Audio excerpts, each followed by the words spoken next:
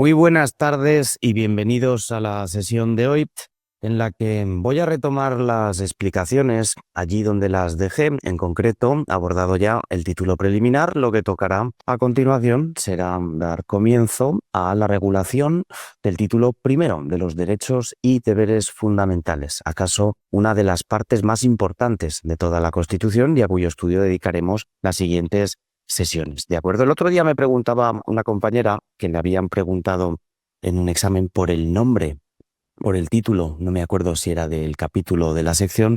Es importante que tengáis en cuenta en esta parte, porque lleva bastante a confusión, que hay 4 posibles preguntas potencialmente confusas a efectos de la terminología utilizada en la sistemática de nuestra ley de leyes. Fijaos en el título, habla de los derechos y deberes fundamentales, pero fijaos en el capítulo segundo, que simplemente nos refleja derechos y libertades, y fijaos en las secciones que integran el capítulo segundo, derechos fundamentales y libertades públicas, mientras que en la segunda, derechos y deberes de los ciudadanos. Es preciso, por tanto, y así lo he querido hacer, empezar el estudio desde el punto de vista de la vertebración, de la sistemática, de la estructura de nuestra Constitución en este título, que es no compleja, pero ciertamente confusa, ¿de acuerdo? Para evitar el error y para evitar que nos pillen en una pregunta de lo más tonto, por otro lado, relativa al título, pues tener telegrafiada, tener muy fotografiada en la cabeza los registros léxico-gramaticales utilizados en cada una de ellas, para que no nos pueda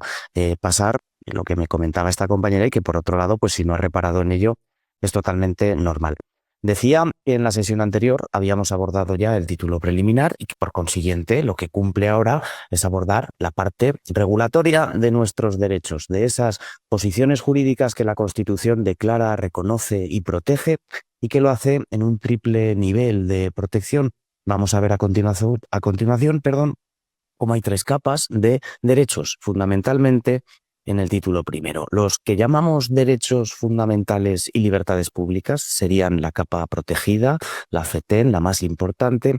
En un nivel intermedio subsiguiente, inferior si queréis, los derechos de los ciudadanos, y en una tercera capa, fase o sustrato, tendríamos los llamados principios rectores, que cubren derechos de política social, económica, derecho a la vivienda, derecho al medio ambiente, relativo con ese concepto, esa cláusula del Estado social que analizábamos el otro día, de cómo el Estado se encarga de proveer bienes y servicios a la sociedad, un Estado social que va tomando cuerpo a partir del final de la Segunda Guerra Mundial y, por tanto, tomando el relevo, ¿verdad?, del hasta entonces predominante Estado liberal, el Estado gendarme, el Estado meramente vigilador o vigilante de los derechos y de las propiedades de los ciudadanos, un Estado que interviene, y esa intervención política y legislativa se materializa, se concreta en la cláusula del Estado social y se proyecta después a nivel de configuración normativa en esos llamados principios rectores, ¿de acuerdo?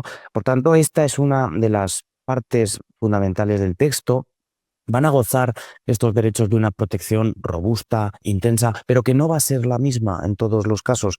Vamos a ver cómo los derechos fundamentales se protegen por encima de los derechos de los ciudadanos, y estos a su vez se protegen de una manera acaso más intensa que los simplemente denominados principios rectores, ¿de acuerdo?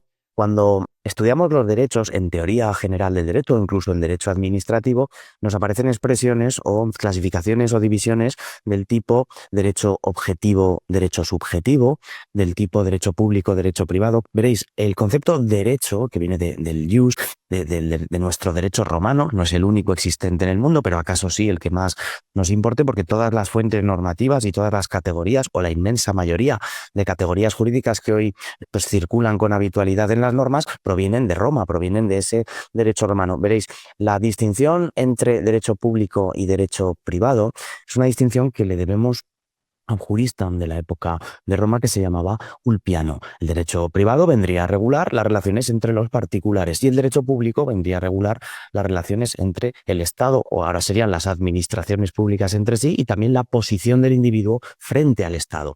Por eso el Código Civil es un texto que diríamos de derecho privado, mientras que pues, la Ley General Tributaria, el Estatuto Básico del Empleado Público o la Ley de Procedimiento Administrativo pues serían incardinadas dentro del ámbito del derecho público. Veréis, no hay ninguna consecuencia concreta a la hora de hacer una norma en función de si es derecho público o derecho privado. Es decir, esta distinción, más teórica que real, no arroja consecuencia jurídica alguna en la elaboración de la norma.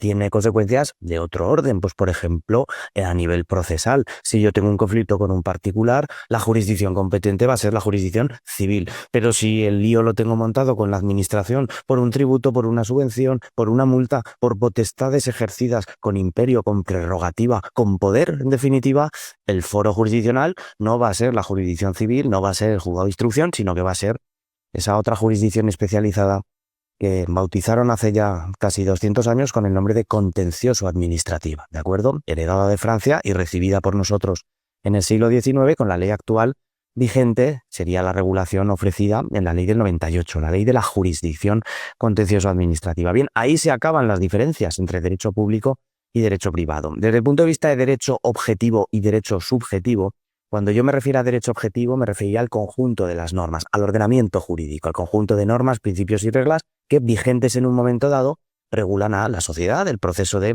conformación social. Sin embargo, la distinción que más os puede sonar es la distinción que analizamos en el bloque de procedimiento administrativo entre derecho subjetivo e interés legítimo. Si recordáis, en estas sesiones del curso de la Ley 39 veíamos cómo derechos e intereses no son estrictamente lo mismo. Un derecho subjetivo es una posición jurídica protegida invocable. Frente a tercero la puedo invocar, puedo hacerla valer frente a un tercero. Yo tengo derecho a recibir X, alguien va a tener la obligación de dar Y. X, no Y, porque todo derecho conlleva una obligación correlativa, ¿de acuerdo? Serían dos caras de la misma moneda.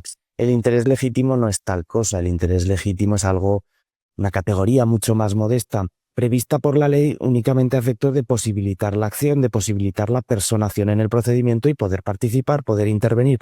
Un interés legítimo no implica que yo tenga una posición jurídica robusta, protegida. La propia palabra interés es algo más etéreo. Un interés legítimo vendría a ser algo así como una presunción. Así quiero que lo entendáis. ¿Una presunción de qué? Podríamos decir. Pues una presunción de afectación a la esfera jurídica mía, a la esfera jurídica de un particular, como consecuencia de la emisión de un acto de autoridad. Pongamos un ejemplo para ilustrarlo. Yo soy un vecino de un bloque de viviendas y en el local situado debajo de mi casa se va a abrir una actividad comercial potencialmente molesta, potencialmente perturbadora de mi descanso nocturno, vulgo una discoteca, un bar de copas, lo que corresponda. Pues en el procedimiento de otorgamiento de las licencias ante el ayuntamiento, yo puedo invocar un interés legítimo por aquello de que me puedo ver afectado en esa decisión administrativa de otorgamiento de licencias, de permisos, de apertura de actividad, que vulnere mis derechos, en este caso a la intimidad, a la privacidad, al descanso, a la paz nocturna y demás. Esto sería un ejemplo de yo, sin tener propiamente en un procedimiento la participación como titular de un derecho, acaso ese sea el establecimiento hostelero, sí que tengo un interés legítimo que puedo hacer valer, que puedo plantear ante la administración, que debe ser atendido, que me pueden ver reconocido en una posición al menos de interés. ¿De acuerdo? Bueno, pues con estas pequeñas notas iniciales complementarias, volveremos al índice de la Constitución, volveremos a su estructura para dar cuenta de lo que os comentaba.